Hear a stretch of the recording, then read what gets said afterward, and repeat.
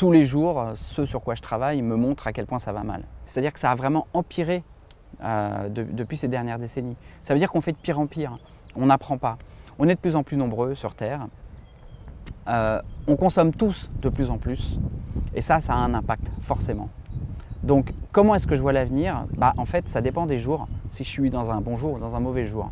Et quand je suis très optimiste, et donc je me dis, on a réussi à aller sur la Lune, on a réussi à relever quasiment tous les défis. Je pense que l'homme a la possibilité de relever ce défi-là. Et puis dans les autres jours, ceux où je suis peut-être un petit peu moins euphorique, je vois les études telles qu'elles sont et je vois à quel point tout disparaît vite et surtout à quel point on a une apathie de la société.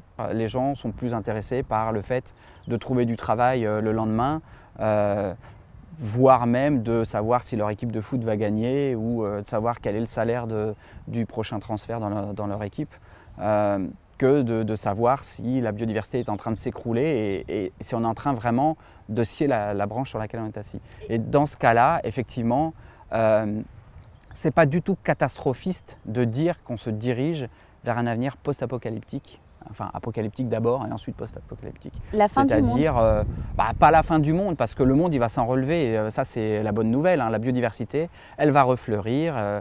Il y aura à nouveau des millions d'espèces. On sait à peu près combien de temps ça va prendre. À partir du moment où l'homme arrêtera de taper dessus, il faudra à peu près 1 million d'années pour retrouver des niveaux équivalents. La mauvaise nouvelle, c'est que l'homme sera certainement plus là pour en profiter.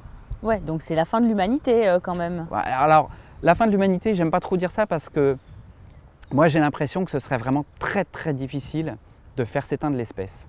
Il suffirait qu'il reste quelques petites poches par-ci par-là dans une île, dans une montagne, pour qu'à terme on arrive à repeupler la planète. Par contre, la fin de la civilisation humaine, c'est presque une certitude.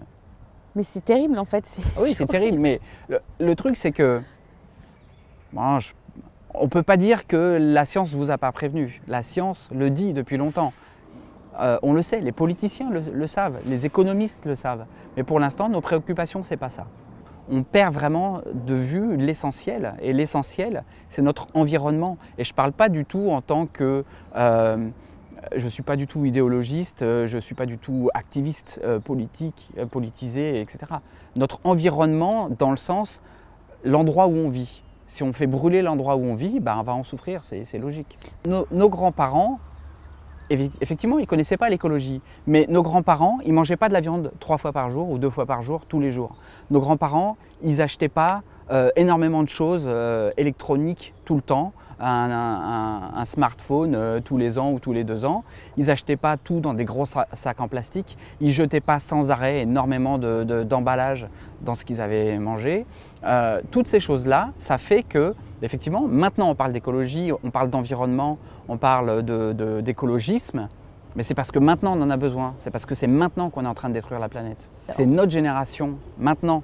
Et c'est vraiment notre génération qui pose ces problèmes. C'est notre génération qui est 10 fois trop nombreuse, qui consomme 10 fois trop et qui consomme 10 fois trop mal. Et donc c'est soit elle qui va tout faire péricliter, soit c'est elle qui va tout sauver. Alors moi ce que je pense, c'est que c'est la génération suivante, c'est les jeunes de maintenant. Pour moi, les jeunes de maintenant, ils vont rentrer dans l'histoire de l'humanité. Ils vont rentrer dans l'histoire de l'humanité, soit parce que c'est eux qui vont prendre de plein fouet ce que la génération d'avant aura bien préparé pour eux, soit c'est parce que c'est eux qui vont sauver la mise.